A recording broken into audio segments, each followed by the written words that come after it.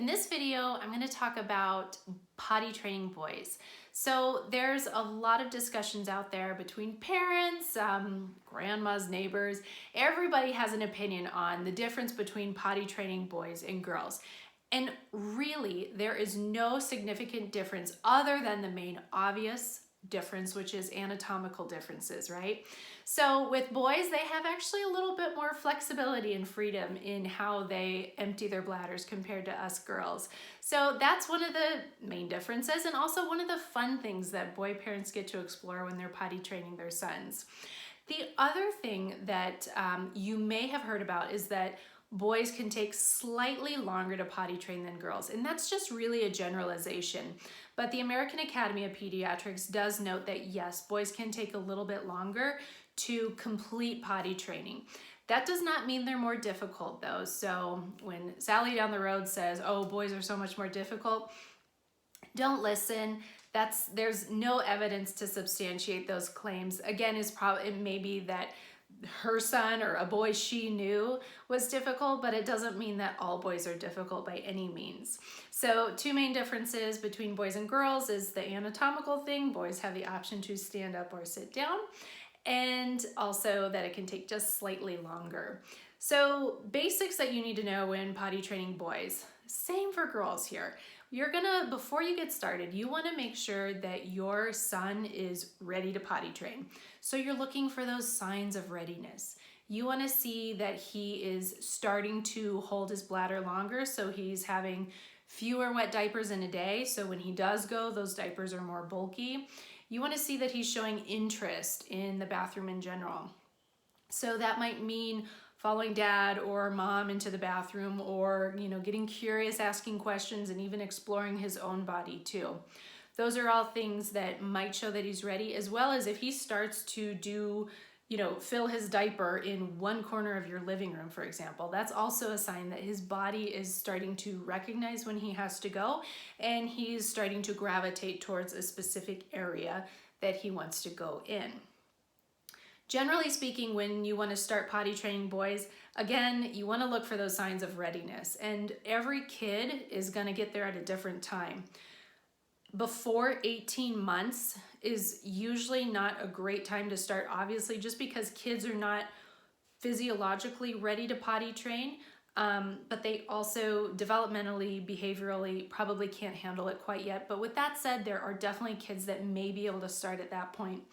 Generally speaking though, in and around 27 months and thereafter is a really good time to really start tackling potty training. Of course, do it sooner if your kid is interested.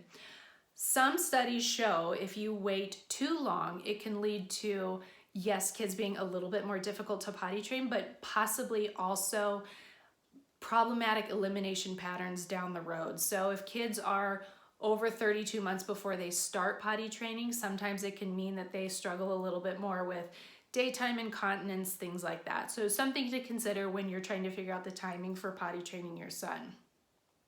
As far as the best methods for using with potty training boys, there's really no ideal method, unfortunately, that works for all boys, right? Every boy is different. But there's technically two primary methods that a lot of parents use to guide their potty training. There's the 3-day method, which is a super intense, let's get after it over a long weekend type of potty training strategy. And then there's the slow and steady strategy. Both can be great. Benefits of the 3-day method, obviously you're going to see some progress most likely in 3 days, but realistically, the title is misleading. Most kids are not potty trained perfectly within 3 days. Also, that method can be kind of intense. So if kids really thrive on having their parents' full focused attention, that could be a great method. But the other method, slow and steady, is one that is more child-centric. It really follows the child's natural rhythms and kind of is a child-led approach, which according to the American Academy of Pediatrics, that's usually the more preferable one for most kiddos. Again, you know your kid best, and a lot of parents take bits and pieces from each and apply it to their kiddo. As far as boy-specific recommendations and supplies, you don't need anything special when potty training a boy compared to a girl. You might see products like a splash card to try to keep their pee in the potty. You don't need that. What you should do is just really focus on helping your son learn good habits when he's in the bathroom. And if he makes a mess, no big deal. Just make it really fun for him to help clean up, because messes are totally going to happen, and having a spray bottle with a very gentle cleaner and paper towels can be a super fun way to get him interested in cleaning up after himself. Also with boys, again, you're going to have this dilemma. Should I teach him to stand up or sit down? That may be dependent on what dad likes to do, or how clean you want your house to be. Obviously, if boys stand up, it's going to be quite a bit more messy, but you know, that can be a great way to keep them interested in potty training, especially if you can toss a Cheerio or a goldfish in the toilet bowl and they have to aim at it.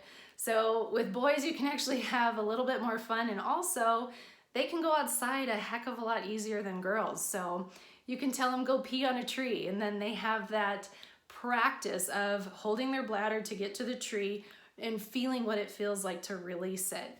So that's a super fun thing you can do with boys. There's a lot of options, so definitely take advantage of that. So that's what I have for potty training boys. We have a complete article, and if you have a boy who is struggling or you're just getting started with potty training, please feel free to reach out to me. I'm happy to walk through different methods, different steps, and create a strategy that's going to work for you and your son. Thanks.